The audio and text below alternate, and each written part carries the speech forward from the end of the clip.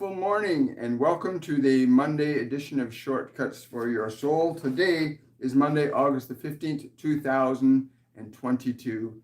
And today I have with me the energy of the Ascended, and it's called Awaken Your Soul, Heal Your Mind. And I want to say I'm grateful to be back. We had a wonderful vacation. Thank you for your patience and thank you for your support. I also want to start off by saying that the winner of this month's free reading with me, of my patrons, is Jades32. Jades32 is the name that you have registered as a patron with. You'll receive an email from me a little later today to arrange your free reading with me. And again, thank you, patrons. I'll be able to get to your questions that you submitted in the next couple of days. This coming year, we are in for so much transformation and change as individuals and as a species.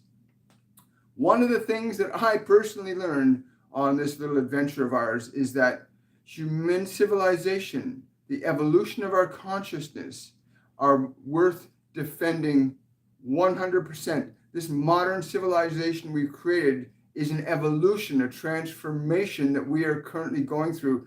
And it is to be engaged, looking forward to future possibilities, not staying stuck in the past or trying to hold on to old ways of thinking, feeling, and being. That is what will not serve us. Old ways of thinking, feeling, and being do not fit in a new way of evolution that is happening right now with this movement of ascension, this shift in energy on the planet. Now, today, I want to say again, welcome everybody. Welcome back. I'm glad to be back. These coming weeks are going to be really charging all of us up very highly. Be prepared to awaken yourself. Awaken yourself from your sleepy slumber. Awaken yourself from the conditions of mind that have enslaved you to what you are not. You must understand the nature of your consciousness is that you are an awareness, a soul. You are not simply a collage, a collection of thoughts and memories. You are a consciousness designed to be able to utilize and harness thought and emotion for the exclusive purpose of creation, transformation, and change. Whether that change is the act of healing or the act of building, it does not matter. Thought and emotion are mechanisms of creation, and you are the one that is able to handle those mechanisms. It's important to awaken your soul from thought, to awaken your soul from emotion, to know that emotion and thought are not what are designed to define you, but you are designed to define them. You are here to define thought and emotion, which in turn defines what your experiences will be. Your experiences are based upon the thoughts and emotions that you habitually keep yourself engaged in, many of you unconsciously. It is time to awaken to that distinction that you can make, that you alone must make, that you are not your thoughts, you are not your emotions, nor are you what other people define you as being. You are that consciousness that has the capacity to self-create and self-define. To self-create and self-define. That is, you are aware and you can redefine your thoughts. You can redefine your emotions and create new manifestations of your expression in this physical world. Or you can accept what has been given to you by this world as the only form of knowledge and information that's available to you, or you may formulate your own. Greatness does not come from simply remembering. Greatness comes from innovation, from standing outside of what is familiar to you and being willing to embrace that and articulate that as a new expression in your life. You are a soul, a consciousness, an awareness that inhabits a physical organism. You are a soul inhabiting a physical organism that you are free to utilize and articulate it in any fashion you so choose, but you will experience and reap the effects of your own causes. In other words, what you shall think and what you shall feel will cause what that body does. That is a given. All of your thoughts and all of your emotions cause what your body does. And you, as awareness, in the moment of apprehension or comprehension of thoughts, may distinguish yourself from thought and recognize those thoughts are not who I am. Those emotions are not who I am, but there is a relationship between your thoughts and emotions in that certain qualities of thoughts generate specific characteristics of energy that you call emotion. When you are able to deliberately and intentionally alter thought, you will deliberately and intentionally alter the generation of emotions, what emotions those thoughts will generate as an energy through that body that you are inhabiting at this time. The thoughts and emotions generate conditions that cause you to act, think, be, and choose what you do. And your thoughts and your emotions can be of a caliber that you are placing things in the body that ennoble and elevate its vitality and health. And you can also have thoughts and emotions that incline you to place elements into that body that devalue its health, that devitalize it, that eliminate its capacity to function normally. The simple action that you can perform of even drinking water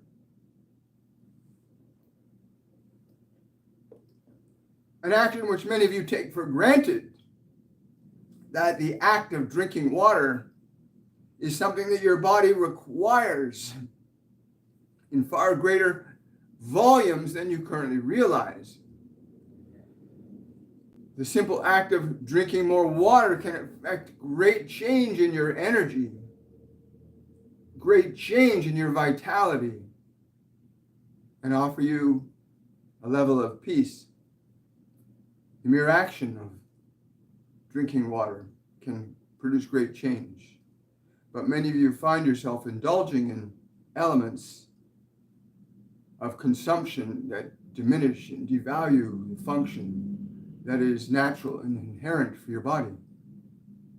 You must understand this, that you are here to learn to experience the ability you have to raise or lower the value of consciousness in your body, to gain that experience, to know that you can literally change. You can literally change the value of your body by what you place into it. But the very use of water must be understood. And so everything in the human realm is evolving.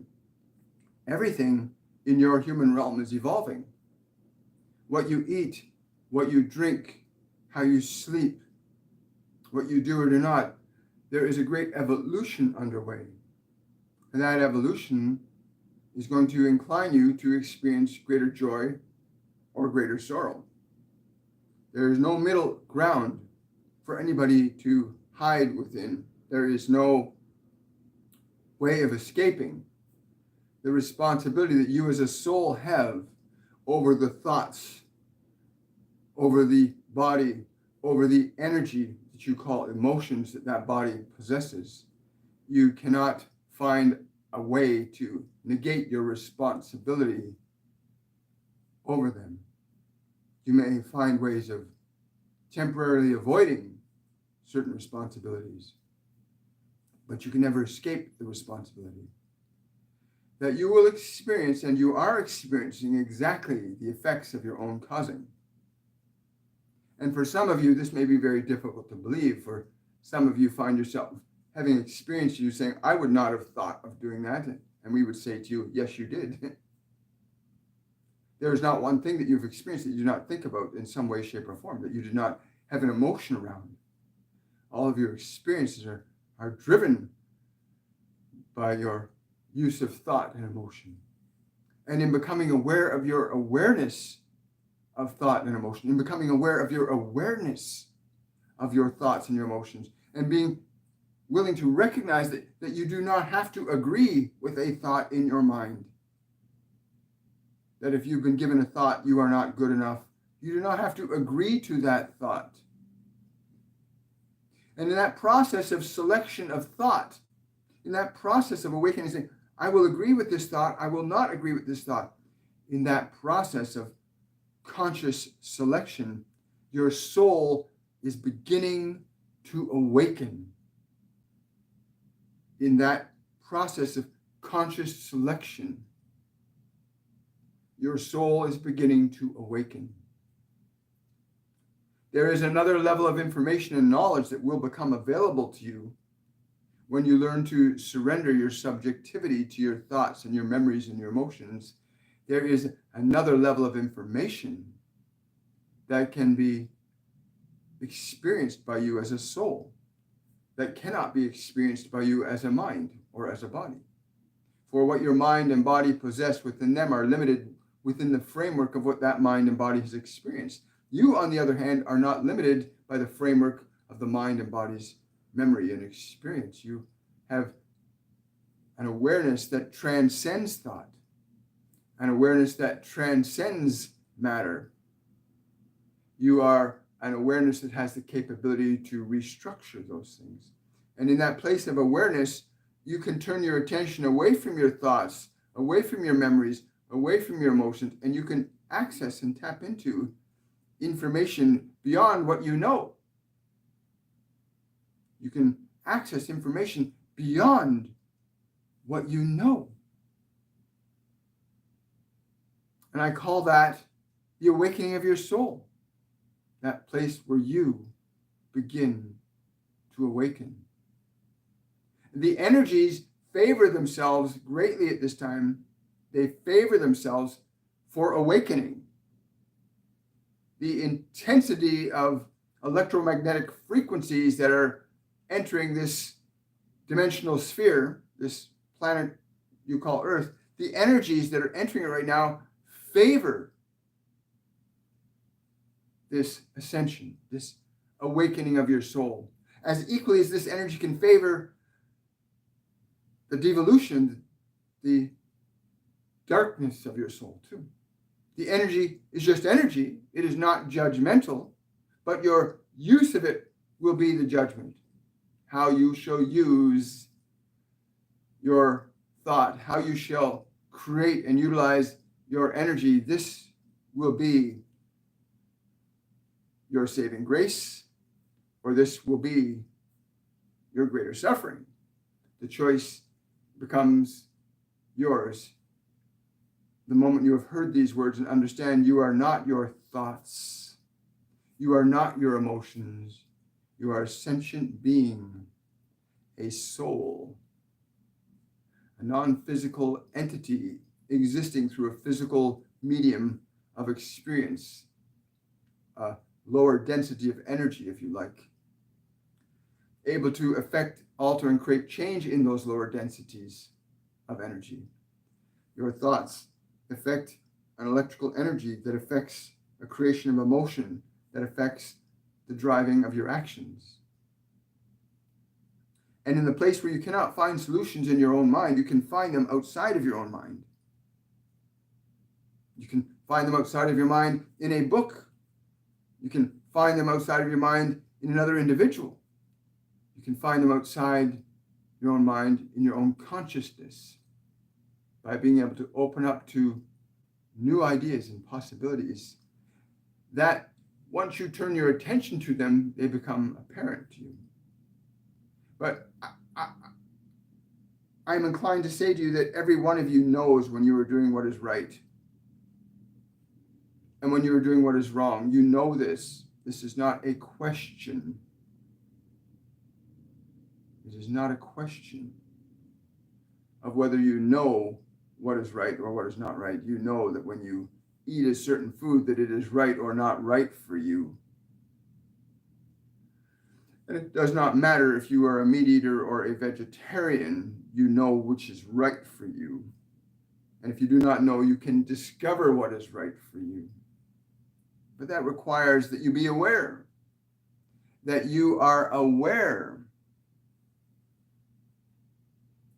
of your thoughts, aware of your emotions, and aware even of what the body says to you. For your body will say, this is good for me, this is not good for me. It is very simple, but many of you ignore it. You have that stuff you call alcohol, and you drink it, and you find yourself in great discomfort the next day, and you say, oh, that was terrible, I shouldn't do that, and then you do it again. Your body will communicate to you as long as you are able to listen, but whether you hear is another story. But there is no point in the process that you do not know what is right for you, what is not right for you, what is right for your body, what is right for your mind, what is right for your emotions. There is no point where you do not know that there are certain thoughts that create certain feelings. And you can know this. You all do. That certain things you do with your body are good and certain things you do with your body are not good. You know these things. And that is the point of awakening, when you know. At that point of awakening, that is when you know you can awaken. You can say, I am aware that I feel and know that drinking this substance is not good for this body. Therefore, I will not do that. And you step away from something that does harm to the vehicle that you need to utilize in your act of creating here, in your act of learning here.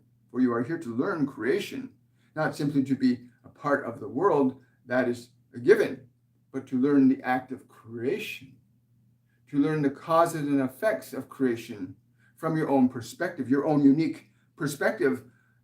Hearing these words from the body that you're in right now, that is your unique perspective. And you get to experience that. But you must now assume authority over what you know. And assuming authority over what you know means you do what you know is right, and you do not do what you know is not right. This is awakening your soul, recognizing what is good for your physical mechanism that you use, what is good for the energy field that you use called emotions. And only you can make that discernment, and only you can restructure what is in your mind and what is in your emotions, unless you turn to another who you say, they know better than I know, and I will turn to them and I will ask them, what shall I do about these thoughts? What shall I do about these emotions? You can turn to them. As we said earlier, you can look into a book. You can look to another person that is doing better than you by your standards. That you say, they are doing better than I am. They have more happiness. They have more joy. They have more wealth. I can learn from them. But there's also this other place where you can turn and open your awareness and say, inspire me, guide me, and it shall be given to you. The moment you awaken and you remain awake, you will heal. The moment you realize that certain thoughts and certain actions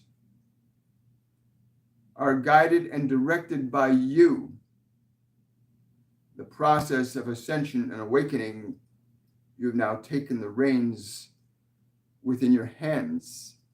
The moment you realize, I do not have to think this thought. This thought creates this energy. Now you are awakening, no longer subjective to what you have been taught. You can question it, evaluate it, consider it, and weigh it. You cannot ignore what you feel, and your body cannot ignore what is true. It does not matter how much you say, oh, I love that lovely chocolate. You say, I love that lovely chocolate, and you eat it, and your body doesn't feel so good afterwards. Your body will never lie to you. It will never lie to you that when it is getting something that is not good for it, it will tell you the truth. And when it is getting something that is very good for it, it will tell you the truth. So you have a beautiful instrument that cannot lie to you. But you have a mind, for the most part, which has been given to you by this world. And it is yours now to change. For those that gave it to you may have given you some good and some bad, but it is up to you now to change what is in your mind to suit the vibrational state of energy you wish to live in. For certain groupings of thoughts create certain intensities of energy that you call emotion, and you can change those groupings of thoughts. And the moment you are making those changes, even for a moment, you say, this thought is not beneficial for me, I'm going to turn my attention. In that act, you are differentiating your awareness, your soul, from your mind. You surrender your imprisonment to thought. And then you can define what thought will liberate me, what thought will make me free. And that thought will create a new energetic component of emotion. But you always know, your soul always knows what is right and what is not right. When thoughts in your mind are not right, it knows. You know when certain thoughts are not right in your mind that do not make you feel good. You know when certain things are put in your body will tell you this is not good. You know. You always know. And in that place of knowing, you are awakening. In that place of knowing, you can create independent of what you remember. You can create as an act of your will and intention, and not simply be subjective to what it is you remember. You've been told or taught that can enslave you or liberate you, depending upon its nature. For those that you were raised around could have given you beautiful, wonderful, noble ideas and thoughts that laid a powerful foundation for a mind that you can use that is efficient and effective. Or you may have been raised in an environment where your mind was filled with ideas and information that were not so pleasant, laying a foundation for a mind that is ineffective. But that does not, in either case, diminish you from what you know. For you do know that certain thoughts are not good, and you do know that certain thoughts are good. You do know these things. When you begin to operate from your knowing, and you begin to do the things that you know and think the things that you know are in harmony with what you wish your experience to be, then the process of deliberate creation begins to unfold as a consequence of that.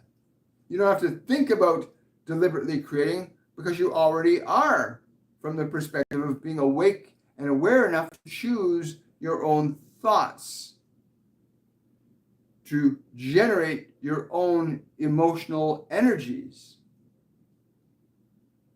And you may look to inspiration in the form of higher thoughts from others in this world, but you may also look to inspiration to that which gives you life, that which sits in observance of you.